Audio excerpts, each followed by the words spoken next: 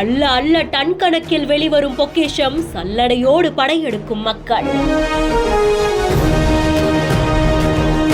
இமயமலையில் தொடங்கி ஆர்ப்பரித்து ஓடும் சிந்து நதியில் 60,000 கோடி ரூபாய் மதிப்பிலான தங்கமா? ரியல் தங்கலானாய் நாட்டின் தலையெழுத்தே மாறுமா? நடக்க போவது என்ன? உலகத்திலேயே மிகவும் பழமையான நீளமான நதிகள்ல ஒன்றுதான் சிந்து நதி. இமய மலைத்தொடர்ல கையிலை மலை மானசரோவருக்கு பக்கத்திலேயே தொடங்கும் இந்த ஆறு லடாக் வழியா பாய்ந்து இந்தியாவையும் பாகிஸ்தானையும் செழுமைப்படுத்துது.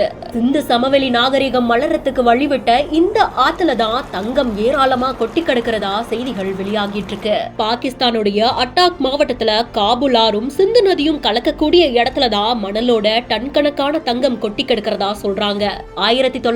1947ஆம் ஆண்டு இந்தியாவும் பாகிஸ்தானும் பிரியறதுக்கு முன்னாடி இந்தியாவோட இருந்த அதே இடம் தான் இது. இங்கதான் குளிர்காலங்கள்ல ஆற்று நீர்மட்டம் குறையும் போது ஆற்று மணலோட கலந்த பிரகாசமான அந்த தங்க துகள்கள் தெரியறதாகவும் இதை எடுக்கிறதுக்காக நிறைய மக்கள் அங்க போறதாகவும் கூறப்படுது. சட்டவிரோதமா இப்படி தங்கம் எடுக்கிறவங்கள அந்த நாட்டுடைய அரசு அபராதம் விதிக்கிறதாகவும் கைது செய்யறதாகவும் நடவடிக்கை எடுக்கிறதாகவும் கூட செய்திகள் வெளியாகுது.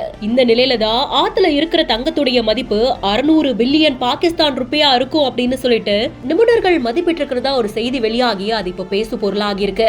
உண்மையிலேயே இந்த அளவுக்கான தங்கம் அந்த ஆற்று மணல்ல கிடைக்குது அப்படின்னா நிச்சயமா பாகிஸ்தானுடைய பொருளாதாரமே மாறத்துக்கான சூழ்நிலை கூட ஏற்படும்.